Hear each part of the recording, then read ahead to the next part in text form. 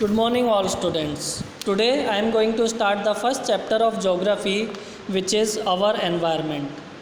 Our environment means our surrounding. All the objects which are near us or which can be seen by us in our neighbors, in our surrounding, हमारे आसपास जितने भी object हमको देखने को मिलते हैं, they are all known as environment.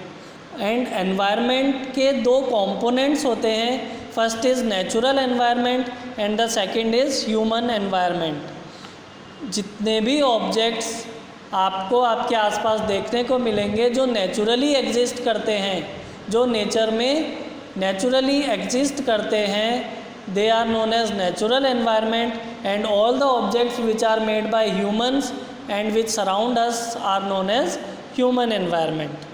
Now, first we will talk only about natural environment. Natural environment can further be categorized into two parts. First is biotic environment.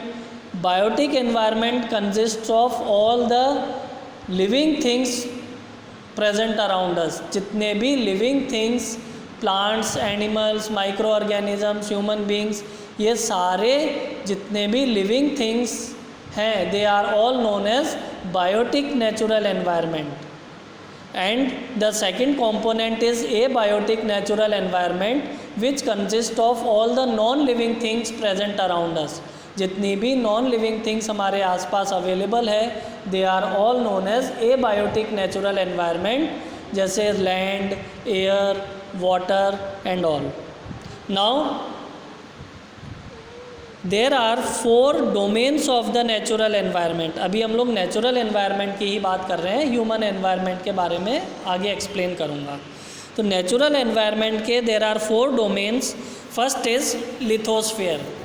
Lithosphere is the outermost solid layer of the earth. Earth का जो सबसे ऊपरी सतह है, जो हमें देखते हैं, जिसको हम देख सकते हैं, ज़मीन का जो हिस्सा है अर्थ का, जिसके ऊपर हम प्लांट्स, एनिमल्स ये सब लिव करते हैं, it is known as lithosphere.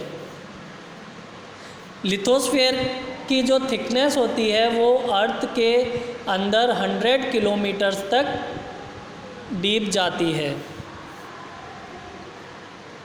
Then coming to the second domain of the earth which is hydrosphere. अगर हम हमारी अर्थ की बात करें और उसके टोटल सरफेस की बात करें तो 71% of the total surface of the earth is covered with water, and that is why it is also known as watery planet और blue planet.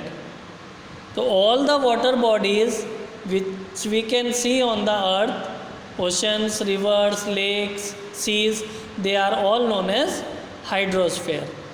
Now the third domain is the atmosphere.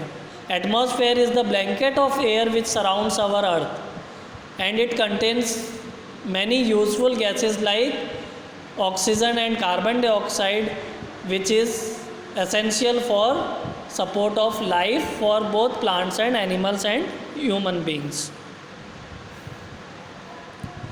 Now coming to the fourth domain of the earth, which is the biosphere.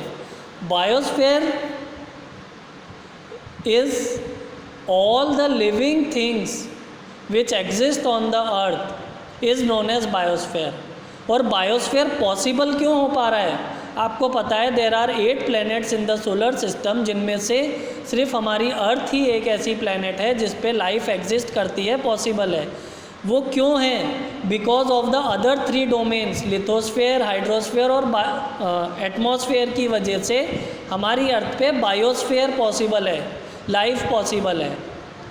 Breathe करने के लिए, live करने के लिए, stay करने के लिए हमें एयर, वाटर और लैंड की रिक्वायरमेंट है.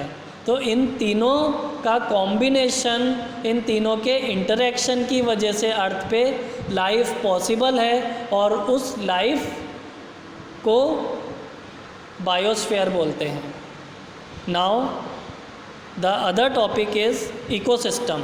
Ecosystem means the interaction between all the 4 domains of the earth. All the biosphere reserves of the earth depend on each other for their survival. जितने भी लिविंग ऑर्गेनिजम्स हैं वो एक दूसरे के ऊपर डिपेंड करते हैं सर्वाइव करने के लिए।